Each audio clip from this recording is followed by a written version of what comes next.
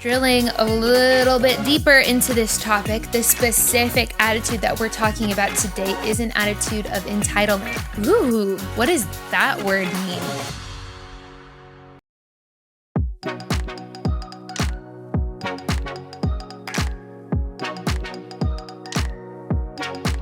Hey girl, so glad that you tuned in. My name's Bethany and this is the Make Up Your Mind channel. You're listening to episode number 37.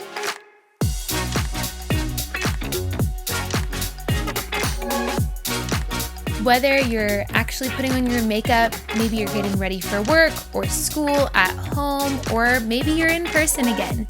Wherever life finds you today, I hope that you remember that there are people in the world that are for you, that are cheering you on to succeed.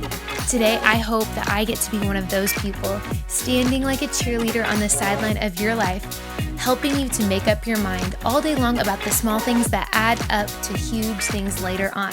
I shared this last week, but again, just a little note for all of my listeners that we are going to every other week episodes throughout the summer. I know that everybody gets summer plans and schedules get a little bit messy and thrown out the window, so I just wanted to make sure that you don't have to miss an episode if you don't want to. This week we're in the second week of our new series called Social Norms. This week's episode is titled The Entitlement Mentality. Make sure that you like and subscribe wherever you're consuming this content. Now let's get to it. All right, I have to tell you guys about a new eyeshadow that I got in my Ipsy subscription. It's by the brand Pacifica, and you guys, it is all cruelty-free and vegan, and I believe it's made with hemp, so it's a little bit more natural, but these colors are not colors that I would have picked originally for myself. They have a lot of red undertones, and I'm not a very strong color-oriented makeup person. I like to keep it more on the natural side of things. But let me tell you what, I tried this out because, Ipsy sent it to me, and I loved it. I loved the red tones with my facial features, and it just reminded me that sometimes it's fun to do an experiment day on your makeup. Sometimes the tones that you don't think are going to work for you might surprise you. I would also totally recommend this brand of eyeshadow. It's a very deeply pigmented eyeshadow so that you don't have to use all that much. A little bit goes a long way. I also love the shimmer. It's not like a glitter. It's like a very nice fine shimmer, just like how you want it to be. You can get Pacifica palettes at Ulta. Make sure you DM me if you are going to give it a try. I'd love to hear what you think about it. If you listened to my most recent episode, Kicking Off Social Norms, you'll know that we are talking about all kinds of things that society has deemed as normal. And among those things are things that probably aren't very healthy and probably shouldn't be considered normal. We're going to be taking the summer to cover some of these topics. And as a Make Up Your Mind community, we're going to actively go against these social norms. I hope that together we can kind of link our arms and fight our way upstream because culture is pushing us in these directions and we are deciding to say no. Today's episode, we're going to be talking about an attitude rather than a behavior. And many of you might know that your attitude actually directly affects your behavior. If you've ever been mad, I've definitely been mad, you know that your madness comes out in your actions. Your face shows it to the world. Your body language shows it to the world. Sometimes you say things or do things that you regret when you're mad. When you're sad, it usually comes out in your behavior by crying or isolating or making sure that nobody talks to you. Sometimes it even looks like being lethargic. And those two examples were kind of more like emotions than attitudes, but emotions and your attitudes kind of go hand in hand. Your attitude is basically what you decide about a person or an environment, and it's influenced by your emotions that you're feeling. If you have a bad interaction with someone, most likely your attitude will be one that is of repulsion or irritation towards that person. There's actually a lot of attitudes happening right now in society towards things that are happening in government and social issues. And I really don't think that people pay attention to their attitudes all that much. One of my favorite quotes from Fantastic Mr. Fox, if you've ever seen it, is, "There are a lot of attitudes going on around here." You should go watch that movie. It's a great movie. I, for one, am super grateful and thankful for my mom because growing up, she would discipline us if we actually had a bad attitude. She would ask us to go to our room and think about why our attitude was so stinky, and we would have to talk about it afterwards. Because I got in the habit of analyzing my own attitudes and emotions, I got to be super good at it as an adult. And now it's made me keenly aware of when other people around me are suffering from attitude issues, and I can see it clear as day.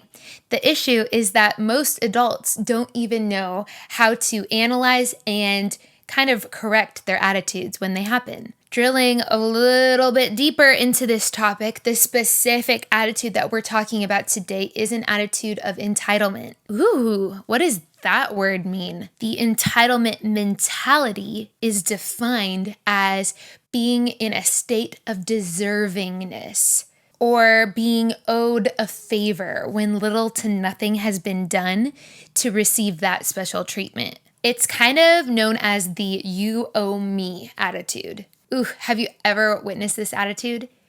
It is so prevalent in American culture. It is actually ridiculous. It's actually super yucky too.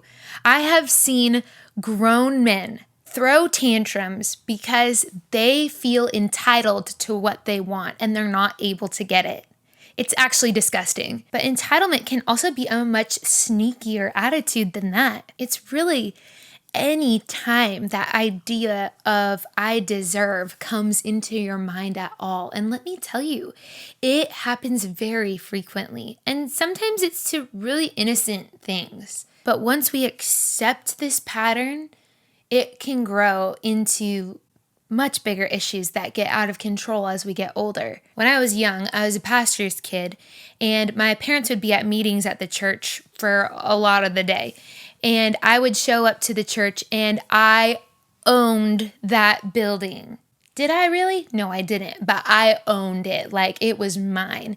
Those hallways, they were for races. Those wheelchairs, they were for races, if you know what I mean. We could hide and we could play in any part of the church that we wanted to. And especially the children's resource closet and that container of fishy crackers, that was all for me. I deserved those fishy crackers. I felt so entitled to take and use whatever I wanted from the church when I was a kid. Even as a teenager, I remember grabbing a stack of paper plates and cups from the church so that I could have a party at my house. And I remember getting called out by one of my friends, like, "Should you be taking that stuff?" And I was like, "Yeah, of course. I can use this whenever I want." What? Obviously, I could take those things whenever I wanted, but the "obviously I'm entitled" attitude is where we should get the red flag. Entitlement is sneaky and it creeps in. Like I said, it seems innocent, but as you grow in that pattern in your mind, as you get older, it can actually start to take over and ruin parts of your life. Maybe even all of it. It starts to help you to justify actions that you take that are actually not okay. It starts to justify behaviors because, well, maybe it makes you feel good. It can make you entitled to feeling good all of the time, even when maybe you decide to cheat on your boyfriend because he's been boring recently and you don't find him as cute anymore. So you decide to go over here and be with this other guy that kind of makes you feel better. Maybe you feel entitled to own your own body, and so you use it to do things to manipulate people to get your way. Maybe you send whatever photos you want of yourself because you feel entitled to feel good and what those results might bring. Entitlement can look like crazy shopping hauls, or it can look like pornography. Entitlement can also look like yelling at a barista at a coffee shop because your coffee wasn't exactly how you wanted it. It can also look like cutting out a friend completely from your life because they weren't satisfying your relational needs. And it can look as innocent as not picking up your clothes from the floor when your mom asked you to because you don't feel like it right now. Ladies, where is entitlement present in your life? It's honestly present in each of our hearts because its root sin is pride. And pride is the sin we all struggle with. It's the I know what's best idea that resides deep in each of our hearts. So where have you let entitlement creep into your heart and your mind? Ladies, what if we actually learned how to say no to ourselves sometimes? We talk about call-out culture being a thing, and we sit around all day long calling out other people on our cell phones, on social media. But what if we called ourselves out? What if we were able to say to ourselves, actually, no, you don't deserve really anything? What if we were constantly able to remind ourselves that life is actually a gift, not a choice, not something that we deserve? Life is a gift. We always feel entitled to doing what we want with our own lives, with our own bodies, with our own, destinies. But actually, every single moment in life is a gift. When we live from that reality, our fundamental attitude actually shifts to an attitude of gratefulness rather than an attitude of entitlement. In the Bible, we hear tons of stories about King David. I don't know if you guys have ever heard of him. He's in First Chronicles and some of Samuel, and he wrote most of the Psalms. You should go check it out. It's a great story of a human just like us who had ups and downs. But King David had everything that he could ever want at this point in his life. He was king over Israel, and it was during this time that he had so much wealth. And in First Chronicles 29, it says, David blessed God in full view of the entire congregation.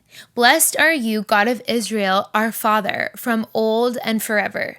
To you, O God, belong the greatness and the might, the glory, the victory, the majesty, and the splendor.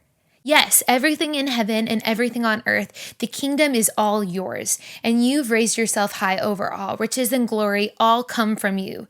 You're the ruler of all. You hold strength and power in the palm of your hand to build up and strengthen all. And here we are, O God, our God, giving thanks to you, praising your splendid holy name. Ladies, what if we challenge the culture? Again, I'll probably ask you this every single week. What if we say no to the attitude of entitlement and we start to call ourselves out? What if we go against the flow and live with grateful hearts for every moment and every little thing that we've been given? What if we stop walking around like we deserve everything? How would your world actually change? Girl, thank you so much for joining me today again on the Make Up Your Mind channel. Be sure to remember to subscribe wherever you're consuming this content and share this video with somebody that you think should hear about it. Tune in to the socials throughout the weeks for more encouragement, and be sure to DM me with what's happening in your life. I would love to hear from you. Girl, remember, you are seen, you are loved, and you are valuable in this world. I really can't wait to talk to you soon. I'll catch you in a couple weeks.